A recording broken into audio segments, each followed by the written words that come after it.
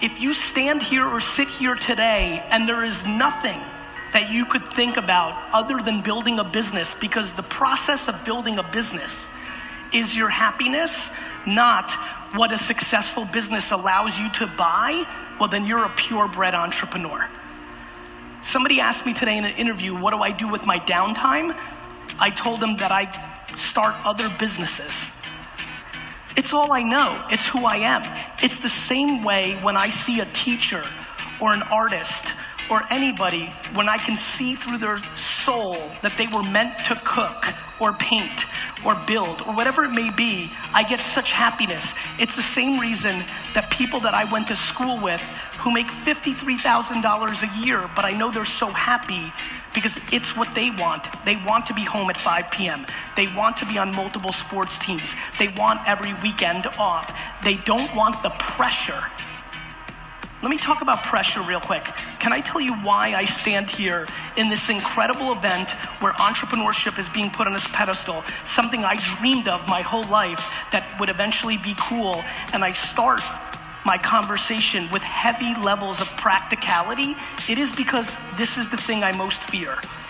When the last regime, school, had its day, you could get good grades, fake environment, very easy to manipulate.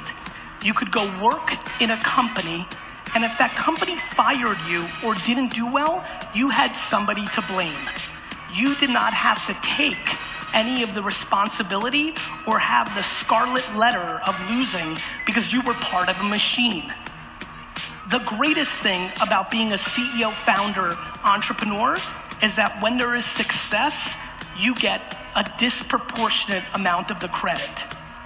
The problem with entrepreneurship is when it fails, you have nobody to blame. One of the things that I'm most worried about is when you are a purebred entrepreneur, you don't care about losing. The process is your religion. Running the company is your oxygen.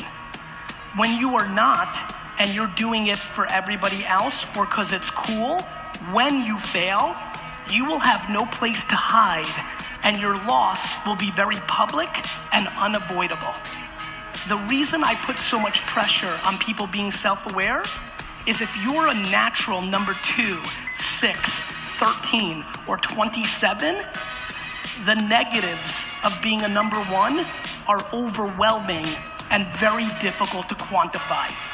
You have to ask yourself today that when your business fails, are you okay with the judgment of your family, friends, your social media followers, and the entire world? And if you are, then you can move on your merry way. But if you are not, one of the great ramifications of this golden era of entrepreneurship is going to be the enormous amount of depression and mental illness when 99% of the businesses fail. That concerns me.